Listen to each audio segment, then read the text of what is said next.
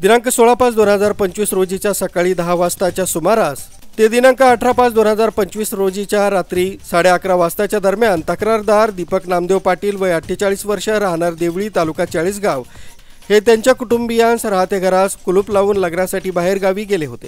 त्या दरम्यान कोणीतरी अज्ञात चोरट्यानं त्यांच्या घराचे दरवाजे कुलूप उघडून घरात प्रवेश करून लोखंडी शोकेशमधील लॉकर तोडून त्यातून तक्रारदार यांचे 33 ग्रॅम वजनाचे सोन्याचे दागिने व रोख रक्कम असा 3,25,000 रुपये किमतीचा ऐवज घरफोडी चोरी करून नेले आहे।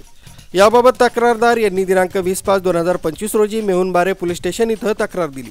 त्या तक्रारीवरून गुन्हा रजिस्टर करण्यात आला होता।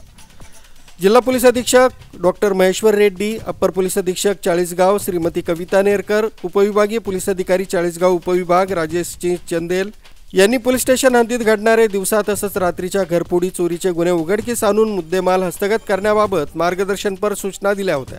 वरिष्ठांच्या सूचनांप्रमाणे गुन्ह्याचा सखोल तपास करून गुन्ह्यातील आरोपितांचा शोध घेऊन गुन्हा उघडकीस आणण्याकामी प्रभारी अधिकारी प्रवीण दात्रे, सहाय्यक पोलीस निरीक्षक यांनी पोलीस स्टेशन अधिकारी तसंच अंमलदार यांचं एक पथक तयार केलं होतं। पथकातील अधिकारी तसंच अंमलदार यांनी तांत्रिक विश्लेषण व गोपनीय माहितीच्या आधारे कौशल्याने सदरचा गुन्हा 6 तासात उघडकीस आणून अशा प्रकारचे गुन्हे करणारा अभिलेखावरील आरोपी प्रवीण सुभाष पाटील वय 32 वर्ष राहणार बिलवाडी तालुका जळगाव या सदर गुन्ह्यात निष्पन्न करून अटक करण्यात आली होती।